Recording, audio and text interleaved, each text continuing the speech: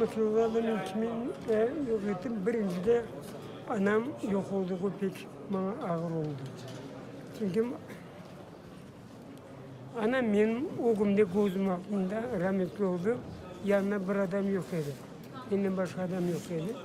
Kardeşlerim dolayısıyla anam çok ağlapsızlar. O da son çok varmadı.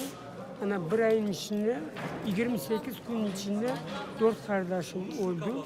Ayşe, Esma, Müsemma, Zahid. İyi anam rahmetli oldu. Onları ben hatırlamam niye? Eşek arabasının, bu komşumuz Uzbeşkeydi, o geldi. Ona yükle bir iki balanı alıp etip var gömdü.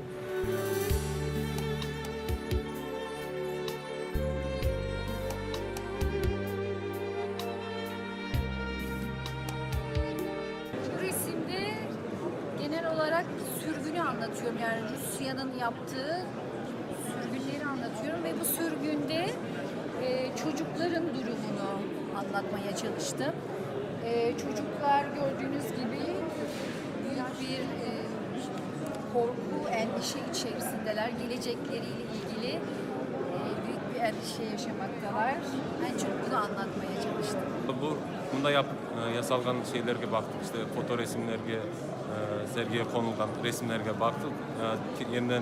Yeni baştan sürgünlükten hatırladık. Bunda bu yolda bize yolbaşçılık etken pek faydalı oldu, pek duygulandık. Bunda Vaytagan'ı dinledik, sürgün tanıklarının yasalgan işte belgesel filmlere baktık. En mühimi ben hayatımda ilk sefer bir nasıl aytayım, bir sürgünlükte tanık olgan, sürgün etilgen bir kişinin tanış oldum. Türkiye'nin tarihimizde birinci kere devlet seviyede, devlet yardımının ve kararının böyle tedbir sürgün 25 yılına bağışlanan böyle merasim geçti. Bu pek simbolik, güzel bir adım Türkiye'nin devletin tarafından, Cumhuriyet tarafından. Onlar sanki bizge daha destek gösterdiler. Ben tek kol tutmak isteyeyim, sağ ol ve teşekkürler bildirmek isteyeyim. Çünkü nasıl olmasa da o pek güzel öyle bizim halklarımız arasında yaxşı münasebetlerine göstergen bir merasim oldu.